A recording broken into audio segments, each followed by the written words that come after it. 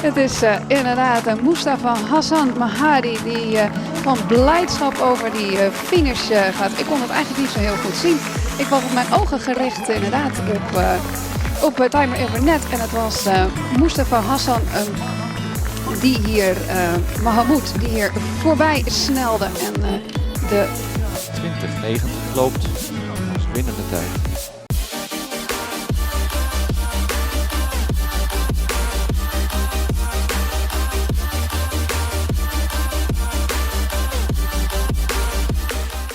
You alright, Mustafa? How are you today? Oh, good man. How you been? It's been a long time. It has been a long time. I'm very well. Welcome to the Chinwag Podcast. Just introduce yourself to me and the viewers. Although I already know who you are because we've known each other for a very, very long time. Just introduce yourself to the viewers. My name is Mustafa Mahamuud. 24 years old. 200-meter sprinter for the Netherlands. Based in Birmingham. Here and there, I train in Arnhem, Netherlands as well. So I'm here really up and down. Occasionally I do train in London, but it's not really frequently. And yeah, currently my goals are the World Championships next year and then Olympics, the 2024 one. Lovely.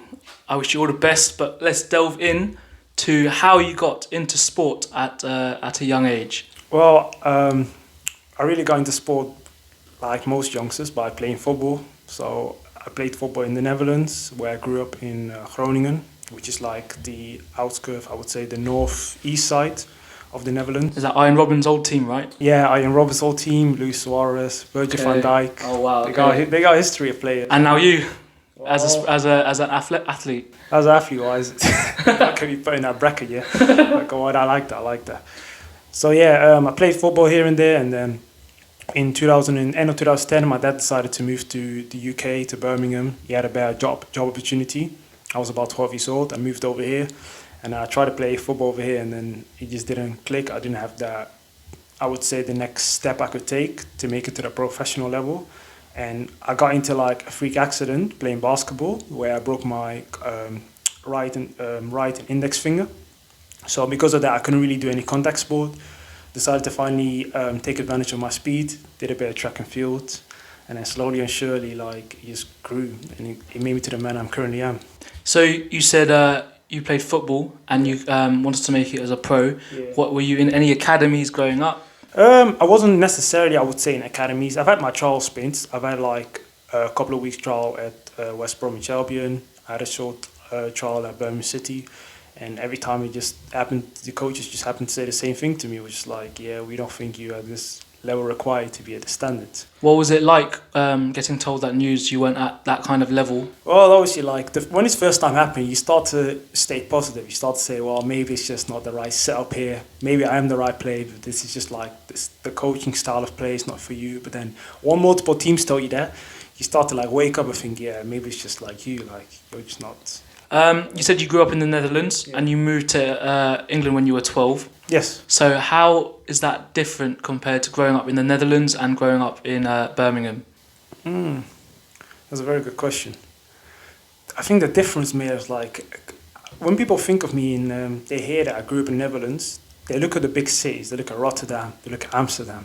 So when I tell them I came from Groningen, it's a little in an outskirt, literally like close to Germany. So there wasn't much going on. All people were doing over there was just literally, we go training, we play football, we go to school, and that's it. People wouldn't really go out. If there was something going on, the whole area would have known about it. So I think the main difference about when I came to the UK is that there were just more opportunities to do other stuff.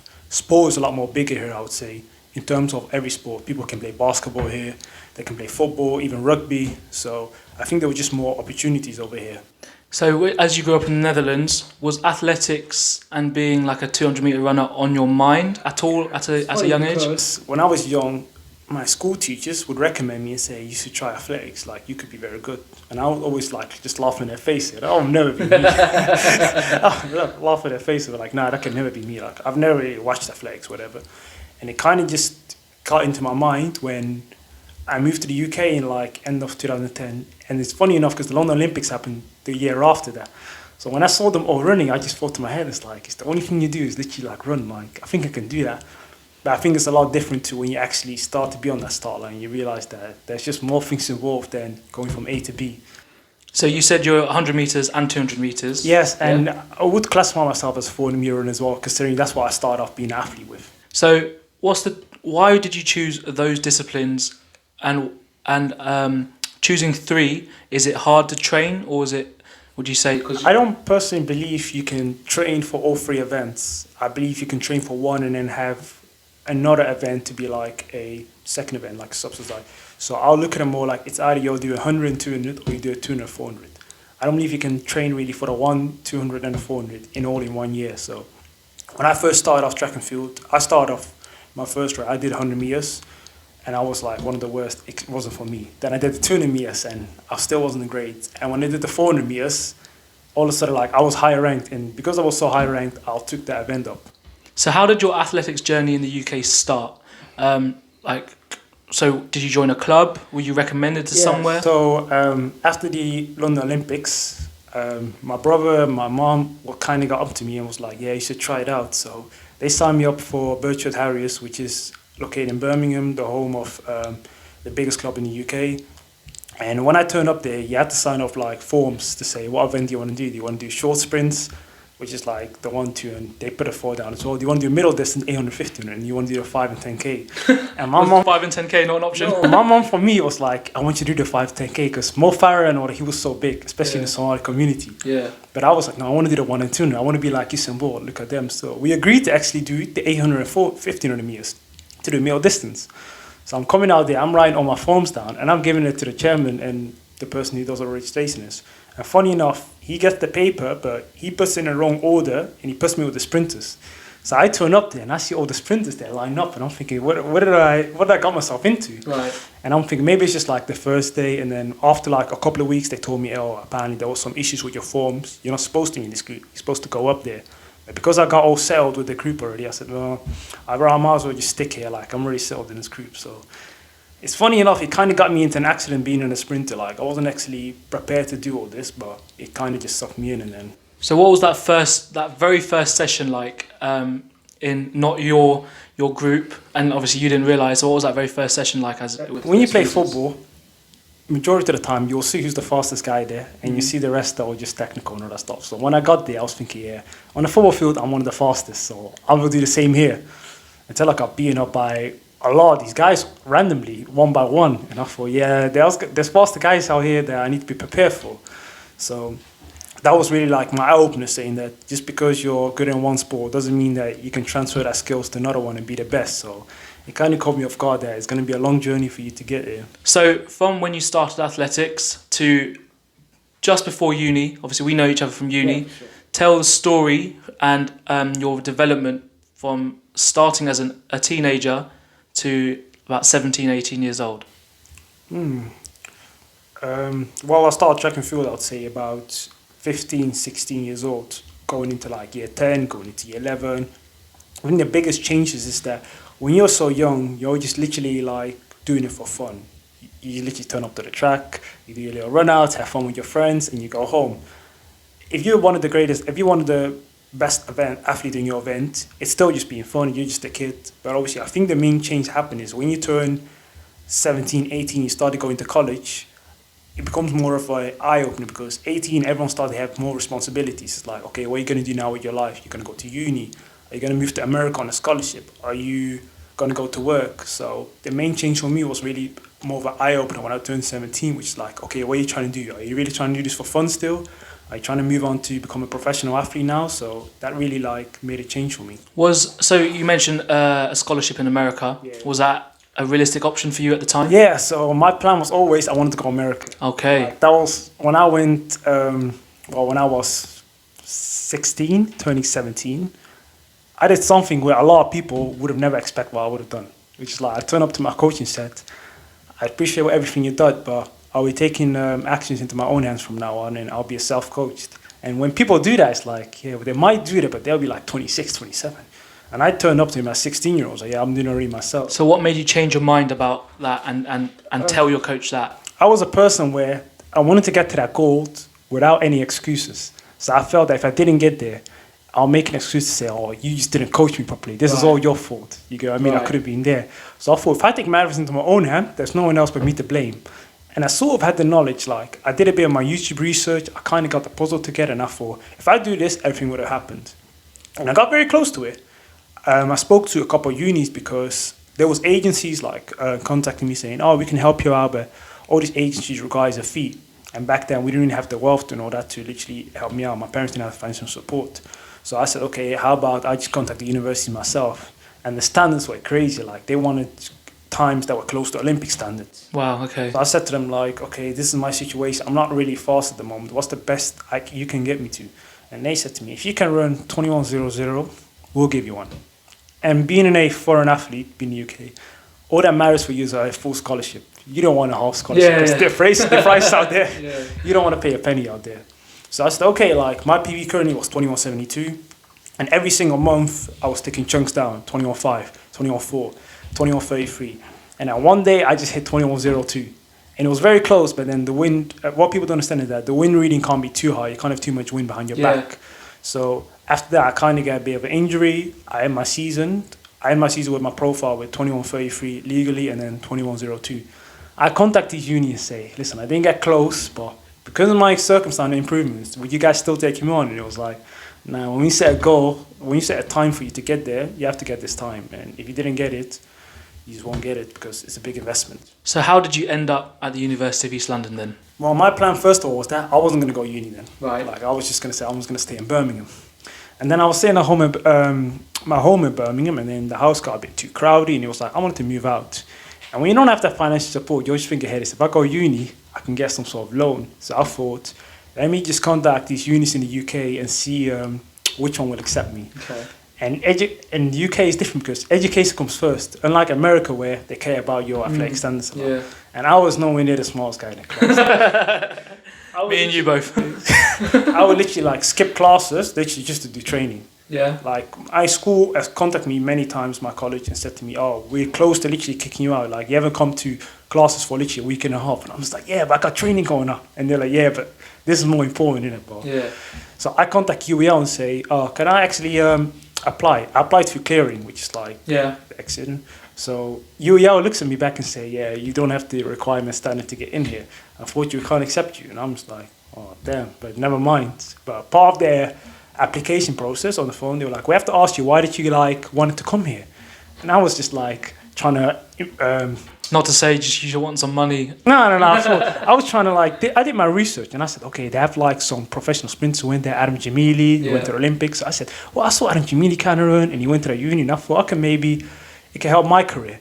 And then it was like, oh, like, are you a sprinter? And I'm just like, yeah. And I'm trying to use a lot of my experience. I was a Dutch junior champion. I've ran for England when I was 16 already, etc., etc. And they're like, yeah, just hold on to the line. And then he speaks to the business module leader saying, oh, have you got any more seats left, etc. And he comes back saying, yeah, we got a few spots left. And then they come back big and say, yeah, you can actually apply still. Like, it's up to you now if you want to take it. So when you got to UEL, what was the journey like with your athletics career? We'll get onto your uni. So what did you study? I did business management marketing. So how was that? It was very interesting because up until college, up until uni, I've never did business in my life. Right. And because UEL was more open for me to study whatever I want, I said, I don't want to do sports science or something. Something I did in college is like, well, if you let me do anything I want besides like nursing, I thought, let me just do business management marketing because it sounds so professional. So if sprinting and that didn't work out, would you have gone into like business and that? Yeah, for sure. Like, I had plans of like creating my own brand nowadays. And my plan was linked to athletics by saying, if you look at a track athlete, they have a lot of like kit sponsors like Nike, Adidas. So I thought if I could wear my own brand and get to the top, it'll be very good for marketing purposes. So that's what my whole plan was going to be. So with your athletics journey at uni, so what was that like? The coaching, the competitions? Yeah, that's the whole funny part because I got to uni and I said, well, university, very good coaches, etc. Let me ask them and say, do you guys have anyone available? And they say, yeah, we've got a very good coach. He was a former athlete, etc. And he could very good help you out. So I turn up to the college. I come to the university, what am I talking about? I turn up to the university. First day I get there, I'm saying to them, okay, where's the contact details for him? I need to speak to him. And he goes, well, because of particular circumstances, we had to fire the coach and we had to hire a new one. Okay. And this is his contact. And they give me the names. And I'm like, who the hell is this? You got what I mean? And they're like, Scoro. But then he had a good CV, like pictures. So I went there. and it was more like, this is the training methods I did, and she looked at it was like, well, the way we train is this, this, and this. So I followed their protocol because I was still hurt from not going to America. So I wouldn't really have gone into another year of being a self-coach athlete. And then my training and everything, I was just very struggling to adapt to the training way. I don't believe purposely that it was wrong to coach athletes like that, because he had success with other athletes that year. But for me, it was just not working out. So what were his methods that you didn't agree with? They believe in a lot of fitness work during the winter. And I just believed in a lot of power work and speed work in the winter. I was someone where, genetic-wise, I'm not really fast. Well, compared to the Jamaicans, etc. Yeah. I was not gifted like that. So I could lose speed swiftly. So when they basically told me we're going to do a lot of fitness work, I could literally feel to myself that I was getting slower by each day. And when I started racing, like, I used to look at people like, I'm like, damn, I used to smack you up all the time, man. And they used to start beating me, and I was like, what's going on? And I was like, yeah. So what turned, and those people that you were beating at the start, and they were beating you currently, so how did you change that? In terms of how did that actually like get back to... how did like, your training, your mentality? Well, when that kind of happened is that after that 1 year, it was so weird because that year I had plans of going to the European Juniors Championship in Italy that year. And funny enough, I'd already ran the standard to go there the previous year. So Holland was like to me, yeah, you can already go like this year. Do you get what I mean? So were you in the Holland setup already? Yeah, well, I was similar in the setup. Because they're based in the Netherlands, I was never really like close to them. But they had contacted me to fly me out, do some training with me. But because the training wasn't going well, I didn't want to fly out there and embarrass myself. Okay. And they're like, yeah, we got the wrong guy. We got the wrong twin out here. So like I kept mentioning to them that, oh, I've got injuries going on. Like, no, I've got university this. So then it was like, oh, well, I guess. But that's the whole thing what I was kept saying to them. And then when I turned up there, funny enough, that the previous year I'd won it in 21.5. So I'm expecting to better myself this year and run maybe like a better time. And I ran almost half a second slower. So they're looking at me as well, like, yeah, I don't know what's going on. I looked very unfit, etc. And then that was really like the turning point for me that I kind of fell out in love with the sport after that, because I would never be myself in that position. Because I believe in like doing the sport, you got to prepare yourself for everything. And I was nowhere near prepared for that. So what was your biggest achievement at uni in your athletics life? It's funny how people ask me that, because after my first year, I didn't really do athletics no more like that. It was more about just getting a degree. So I had 6 opportunities to go to box. I only went to 1. And we got disqualified in that one. Okay. I did a relay. Okay. So whenever people talk about, oh, you went to UEL for 3 years, so did you do like the British Universities Championships? And I'm like, yeah, but I only did 1, I got disqualified. So why did you not take the other 5 opportunities to compete? I kept saying to people that when you're young, you got these goals in mind, and you care about chasing your dreams. Yeah. And my dream was like going to America. So if I wasn't going to America, the only thing that was going to keep me there was progression. And when I didn't progress, it kind of like just hurt me, because it was my last year being an under 20 athlete, my last year going to these junior championships, etc. When I missed out on that, it's like, okay, there you go, there's all your chances now. Now you're a senior athlete, so you got to race with all these grown men, these bearded men turning up. You're in the big leagues now. So now you're one of them. But back then, I was one of them. Like, they would have looked at me down. I was like, who the hell is this guy? After 2 something. So now, after uni, when you've become a senior athlete, how did you get into the Dutch setup? Okay, so 2018, 2019, 2020, if you look at my stats profile, there was not many races. There was about 6 races combined in 3 years. I was not really an athletics like that. What happens is, boom, coronavirus happens. The whole world's in a lockdown. And I'm sitting on my phone going through all these throwbacks and everything. You know, on Snapchat, you're getting like, 2 years ago, this happened. And I'm seeing, I'm seeing my medal or something. Let me just try it one more time. I'm doing my research again, trying to find out how to better myself, etc. We're starting again. So next thing you know, it's like the improvements happen like boom, boom, boom. Like the times are just getting down. And I'm like top 5 in the country all of a sudden. And I'm saying, okay, it's Olympic year. I'm contacting the Holland saying, okay, I live in the UK. You probably never heard of me yet. Maybe previous years. How can I get in? And it was like, okay, if you come top 3 in the Netherlands, you have a chance of going to the Olympics in the relays in 100 meters. And I'm like, yeah, but I'm trying to win it, so even better. Do you get what I mean? So I prepare myself. I go to the Netherlands, I fly out, do the 100 meters, and I get knocked out in the first round already. I have no idea what happened out there. Like, the coaches spoke up to me for, what do you think happened on there? And I thought, Is this the Dutch trials? yeah, the Dutch trials. Okay. So I said the issue could be that I flew out the day before, being very like unprofessional. I booked literally a hotel on the spot, trying to find it. Next thing you know, it's in the middle of nowhere with no supermarkets around. I'm ordering takeaway before the meet and all that. I think the preparation for the meet just wasn't great. And I thought that just impacted my performance. I do the 200 meters again, then the following day, I make it to the final this time. I come 5th, still below my standards in terms of what I expected to. And it was just there where the coach could look at me and say, yeah, I can see you're upset. And when I finished that race, funny enough, I saw the competitors ahead of me and I saw the gap wasn't great. And me knowing I wasn't in that best shape, I knew next year I got all of them. I just knew from that moment already, like, yeah, I know what to work on. I know next year I'll be back as a champ. And funny enough, I put this down on my Instagram, on my little slide. And I made sure I saved that little part and I posted it for people to all remember that part. So is that one of your biggest achievements, to overcome those setbacks? Yes, for sure. Because I always believe in terms of when you make these claims, you got to follow up. Because a lot of people nowadays is like, oh, I'm going to do this, I'm going to do that. It's like, They talk the talk, then walk the walk. yeah, exactly. That's the whole part. So when I set all this stuff, I knew, for instance, what to work on. The whole point for everyone was just for me to do was like, I had to do it.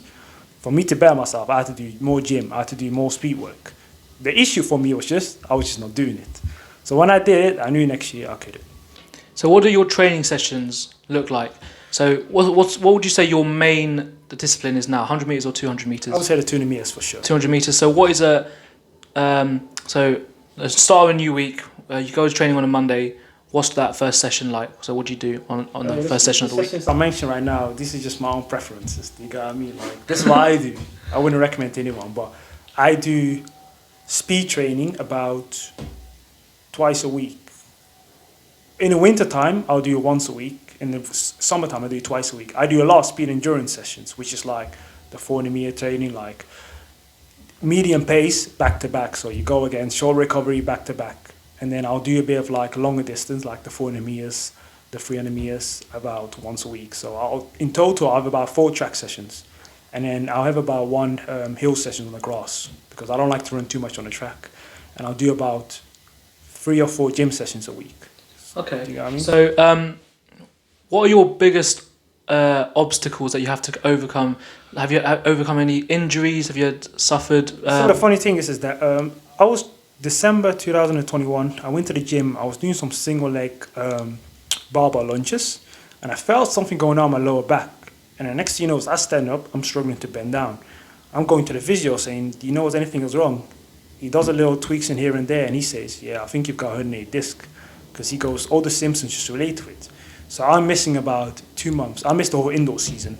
And I'm starting to worry about next year. Like, I don't know if I can come back in shape. Because the previous year, I was injury-free. Nothing was wrong. And I just about came 5th. What am I going to do this year? And then funny enough, just about May time, I'm fully cleared. I'm able to run. I'm able to sprint again. And my times weren't great, but the progression was going great. So going into Dutch champs for sure, that was the biggest moment, my highlight, because I wasn't so prepared for that meet, to still come back and come out there as a champ, just running through out of emotions and frustration, just showed me that anything's literally possible. Yeah, so what was that like? Obviously coming back from injury, and now you're the Dutch 200 meter champion. Just talk me through, when you crossed the line, what kind of emotions were you feeling at the time? Well, I just started on the day, like, it started off with 100 meters, made the final, and it came 7th. I wasn't really expecting to win 100 meters. I prepared for the 200, but I thought maybe in 100 I could maybe come close to top 3 as well. But I came 7th, and it was just strange. It was like maybe like 4th or 5th, but when I came 7th, it was like, damn, can I not? It's fine, keep going. I'll bleep it out. I hear nothing. So obviously, like, the following day, I ran the 200 meters, the qualification. I ran very cruised. I ran the first round. I'm cruising through. And I wake up the following day, and I call my friend, and I'm like, yeah, I've got a bit of aches in my quads. I don't know what's going on. And then I just thought to myself, listen, man, just get the job done, and then we talk about this after. So I'm coming to the start line worrying now, okay, can my body hold up? Rather than thinking about winning it, I'm just thinking like, will I get injured on the way? So I come out of the race, and I'm close to them after the first 80 meters. And me knowing myself, I know my last 100 meters is the best. So I knew that if I come off the bend ahead, it's done. Like, that's just literally my competition. I love that. And as soon as I came off the bend, I just knew already, like, I could see that line. I'm like, yeah, this is my moment right now. So after you crossed the line, what What was the first emotion, first thing that came to your head? Well, the first thing emotion happened to me is like, and you can see it in the picture and the videos, that you can see me like finishing the line, starting screaming, getting emotional, getting angry and everything. Seeing my fans, seeing my brothers, my family members, a lot of close friends in the stand section, and me actually going over to them, shaking their hands, etc. Like, there was a lot of emotions going on because I didn't feel I got support to come back and being on this journey. Like, I took a lot of like risk to get back here, and for me to get back to that top and actually win it, like, it was very emotional for me a lot. What was the first thing your mum or dad said to you, or any family member said to you when you saw them for the first time? And like, compared to a lot of other people, like, everyone seems to have some sort of like family group chat, etc. And I could just see the family group chat blowing up, saying yes, alhamdulillah, etc., etc. Like, there was a lot of emotions going on because everyone believed I could do it. It was just a fiction of actually doing it. You get what I mean? And by the media standard in Holland, it was called a surprise because they expected the other two guys to win it. It was between them two. So when another athlete came through and actually won it, it got put in the media headlines as if, a big surprise. Mustafa Mahamuud wins the 200 meters at the Dutch Champs. So obviously you got Somali heritage as well. Is that correct me if I'm wrong, there's not many Somali like famous top runners, right? And you could be one of the first ones. So how does that make you feel? For me, obviously, I always wanted to motivate the youngest, especially back home, and I always wanted to like motivate people to like believe in dreaming their dreams. And I thought me being a 5K 10K runner, it would have linked back to natural endurance, like he's got the genetics and everything. But if I was to become a sprinter, people would have looked at me and be like, well, you never seen anyone like that. The fastest Somali human being ever ran was 11.3 in 100. I ran 10.3, that's almost a second faster, etc. So I believe that if I did that, it would have opened doors for all these other youngsters and saying like, well, we believe anything is possible because he's out here medaling out global stages, being in a world championship. So how does it feel as a Dutch and Somali that you're a role model to younger children? It feels great. I get a lot of messages on Instagram, on TikTok, etc. saying, oh, keep it going, we're motivated by you, the whole country is behind you, etc. And it makes you happy. It gives you that extra bit of motivation, extra bit of courage to like keep going. Even on days you feel tired, on days you feel unmotivated. So I love it a lot. So after you won the Dutch Championships, did any new opportunities arise for you? It's funny when people always said to me that people don't want to work with you when you're at the top. I felt that when I won the Dutch Champs, like a lot more people were messaging me, a lot more agents, a lot more companies saying, hey, we got a little brand coming out. Funny enough, today, Sunday is 4th September, right? I've got an advert coming out for this energy drink that I've done back in the Netherlands a couple of weeks out. So big time now. So that will be coming out, for instance. Like, I've got a couple of agents messaging me saying, oh, do you want to sign up with our brand? We can help you get kit deals, sponsorship deals, etc. So it's actually like you actually feel rewarded now to get back on a level. And this is not the first interview I've done. I've done multiple interviews afterwards because everyone seems to want to know like what's the story behind him? How did you get here? We never really heard of you. So yeah, for sure. So with all that, is it hard to stay concentrated on your running? I always say to people like it's harder to be at the top than to be working towards the top, because when you're at the top is that people are chasing you and you gotta make sure you stay ahead of the pack. So in your head you're thinking, I'm already the best, so I don't need to do much anymore. You get what I mean? Like I can just like walk around, I can go out, and by the time someone beats me I'll start working again. So it's very important to stay focused because the doors open to you towards everything, like the nightlife, the events, the social media, etc. So it's easy to lose focus and to get distracted. So it's very hard for me, but so far I'm doing a good job. So what are your aims for the next season? Next season there's definitely like multiple world and global championships. So we've got the world championships going on in Budapest, so that's in Hungary. There will be the World Indoor Championships, I think, or European Indoor Championships in Turkey. There'll be the World Relays, which is like the relay events. I think that's happening in China. We're not sure if that's still going on because of the whole COVID situation, but my goal is for sure to go to the World Championship. I want to go in the 200 meters, and my goal ideally is to make a final in the 200 meters and then get a medal the following year at the Olympics. Oh wow, okay. So you said relays as well earlier in the podcast. Do you like doing relays, or do you like the individual events where you can rely on yourself and you've only got yourself to blame? I'm not really a big fan of relays. I care about my individual stuff, because relays you have to rely on the 3 other guys, and especially in the being in the Dutch setup and other people's setup, is that people don't understand in a relay they select 6 athletes, so there's opportunity and a chance you don't actually get to run. So you don't want to be focusing out there throughout the whole year and then not even be able to run at the end of the day. So I'm a firm believer of just secure your own spot, secure your own event, and don't rely on these relays, and then use that more as a bonus. So that's for sure. I'm just going for that 200 meters. Okay, so where do you see yourself in 5 years with your achievements, medals, and your brand as yourself? In 5 years' time, we'll be in 2027. We will have the Olympic Games going on, a European Championships happen already, and a multiple World Championship. I see myself having already a multiple collection of global medals. I see myself being a European champion, and it's happening in 2026. It's coming to Birmingham, England. So it's more of a storyline for me growing up there, training there, starting off my track career, to being a champion there. It just makes perfect sense. So that's definitely a big goal for me in 4 years' time. I see myself, of course, getting global medals at the World and Olympic stages. Anything less than that, I'll retire. I'll retire a sad person, especially. So. Okay, so I feel that we've talked for a while, and coming to the end of the podcast, would you like to look into the camera and tell them your Instagram, your TikTok, or anything you'd like them to follow? It's all the same. Instagram and TikTok is both the same. It's IceColdStafa. Follow and share, comment, whatever you like, whatever videos you want to see. I post a lot of clips of how to improve yourself as an athlete, etc. If you want to see any particular, just message me, and hopefully I'll get back to you as soon as possible. So thank you very much for joining me on the Chinwag Podcast today. We planned this for a long time. We have planned it for a very long time, since we were at uni. There we go. But yeah, thank you very much, and all the best for the future. It's a pleasure, man. I love this, man. We'll be back for another year next year. We'll be back for another one. If you enjoyed that podcast, don't forget to like, comment, subscribe to my channel. Follow Stafford on all his social media accounts, which I'll link down below. And don't forget, I'll see you later for more. Love, man. That one's smooth. Yeah. Love it.